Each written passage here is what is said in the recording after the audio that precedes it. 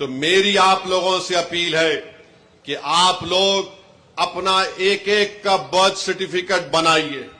ہاں، جو ہمارے بزرگوں کی عمر 70 سال کے اوپر ہے ان کا برتھ سرٹیفکیٹ اگر ہے تو بہت اچھا ہے، اگر نہیں ہے تو آپ ان کا پاسپورٹ بنائیے.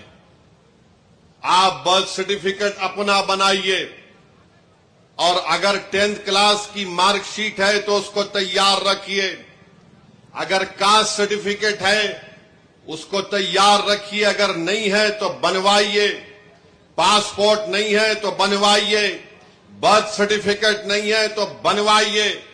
اگر کوئی ریٹائرڈ پینشنر ہے تو جو پینشن کا آرڈر ملتا اس کو اٹھا کر رکھیے.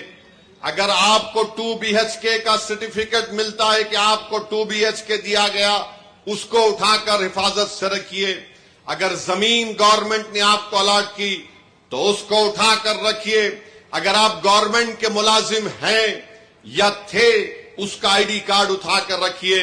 کیونکہ یاد رکھیے میری اس بات کو کہ اب جب انٹینسو ریویژن ہو رہا ہے تو الیکشن کمیشن نے جو ہدایتیں BLOs کو دی ہیں بہار میں، اس میں یہ کہا گیا کہ اگر الیاس صاحب کے گھر پر کوئی 3 مرتبہ BLO چلا جائے گا اور 3 مرتبہ کسی جائز وجہ سے الیاس صاحب اپنے گھر پر مقیم نہیں ہوں گے تو BLO اس کی اطلاع ERO کو اور AERO کو دے گا.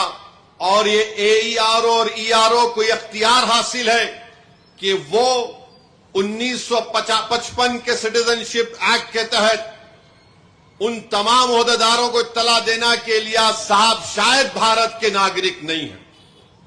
تو یہ سٹیزن